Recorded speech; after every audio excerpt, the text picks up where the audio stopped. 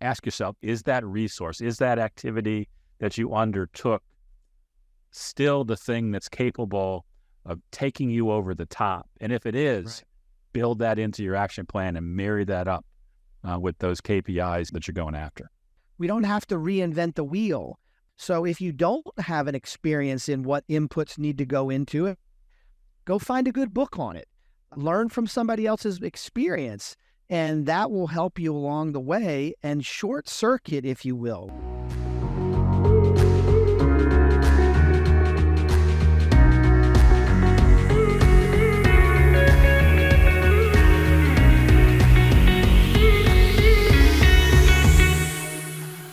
Welcome back to the Truest Fan Blueprint.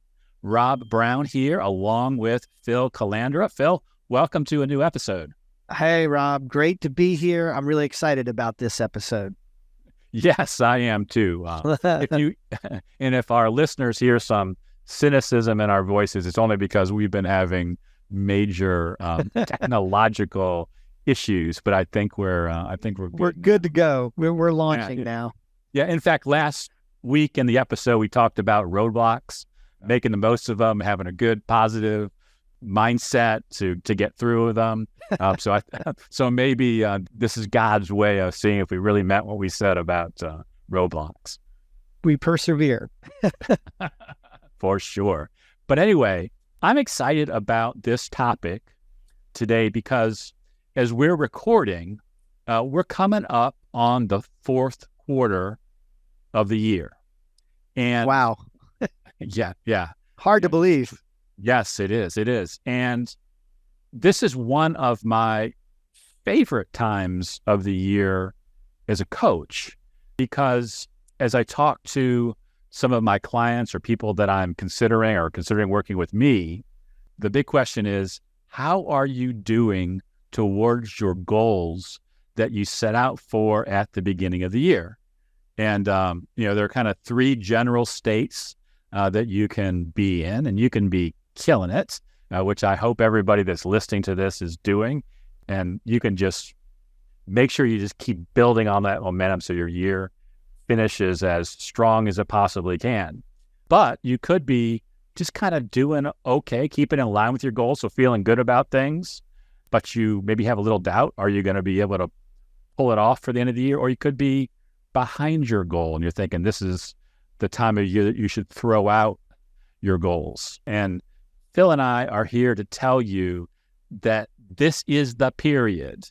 You have the power to rescue your year. And truly, you can make a great year greater, a good year better, and a lousy year getting it right back on track. And that's what we really want to focus on today. Ever run into that before, Phil? Oh, all the time. And it's, the word that you used in there somewhere along the way was momentum.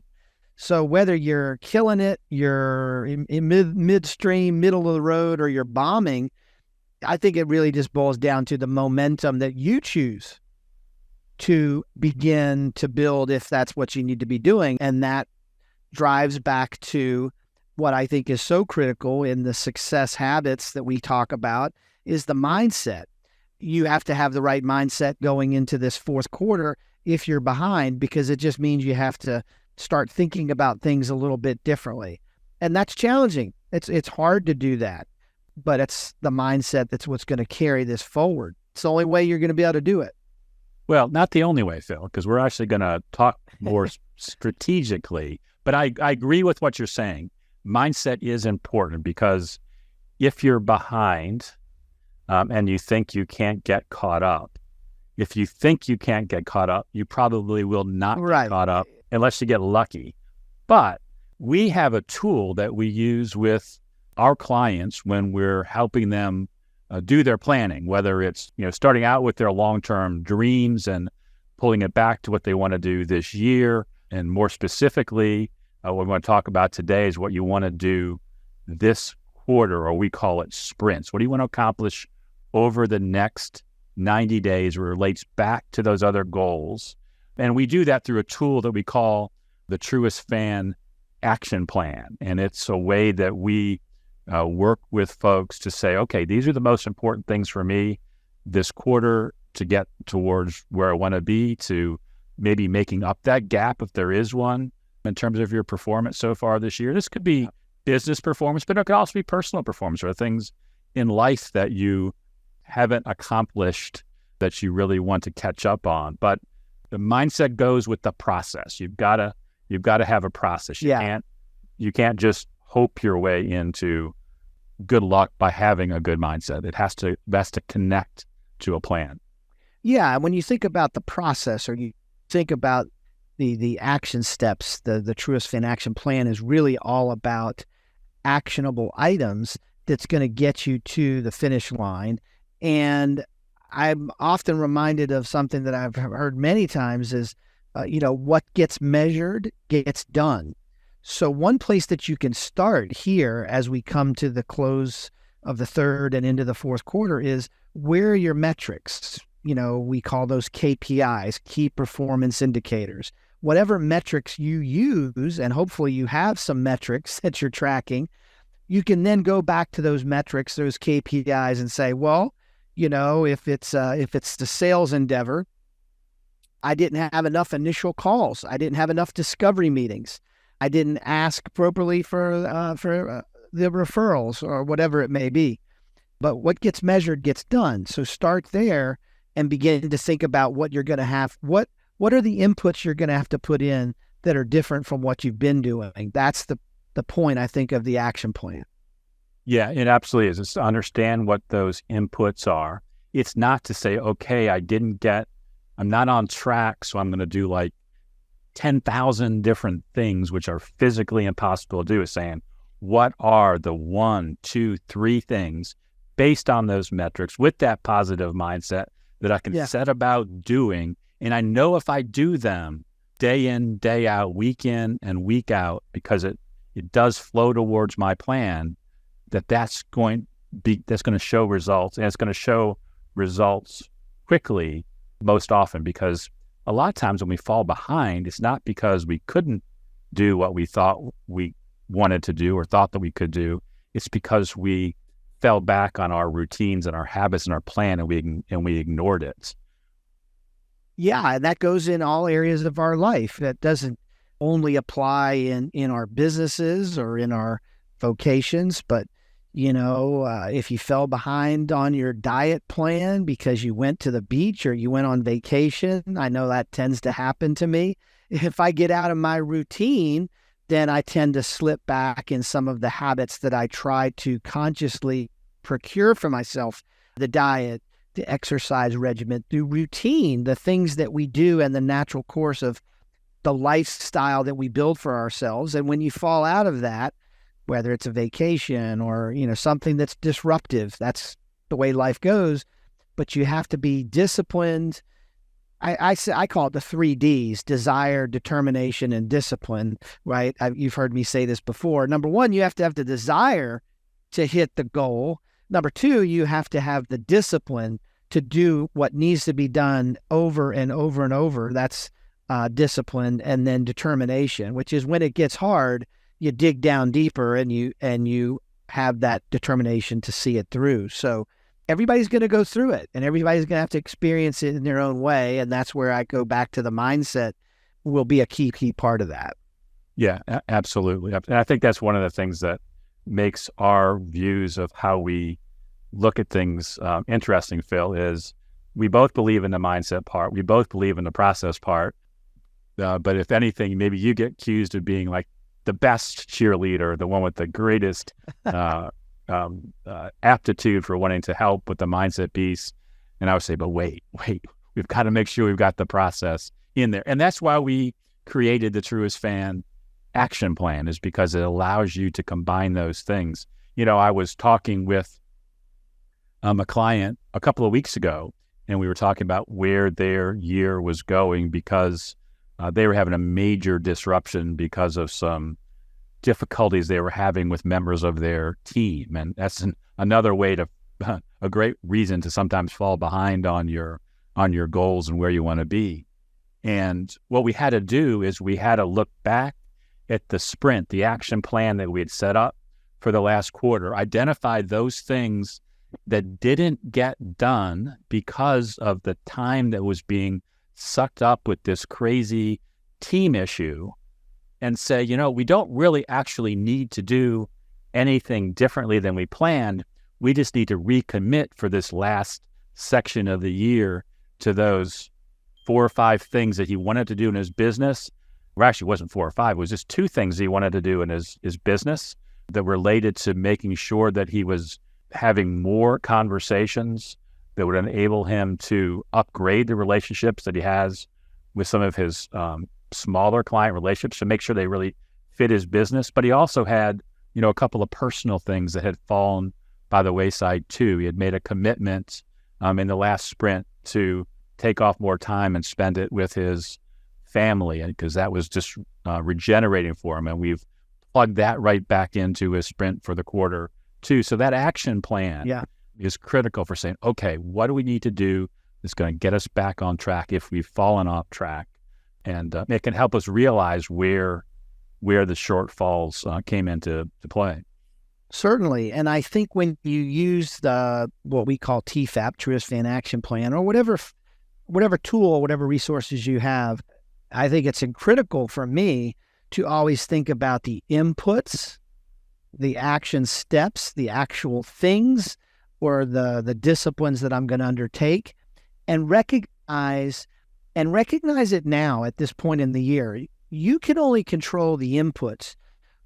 To a large extent, we can't control outcomes, right? The outcomes are a byproduct of things that are generally out of our control. Take the stock market, for example. I can control the input, which is I save $1,000 a month. I have absolutely no control over the outcome December 31st if the market went up or down.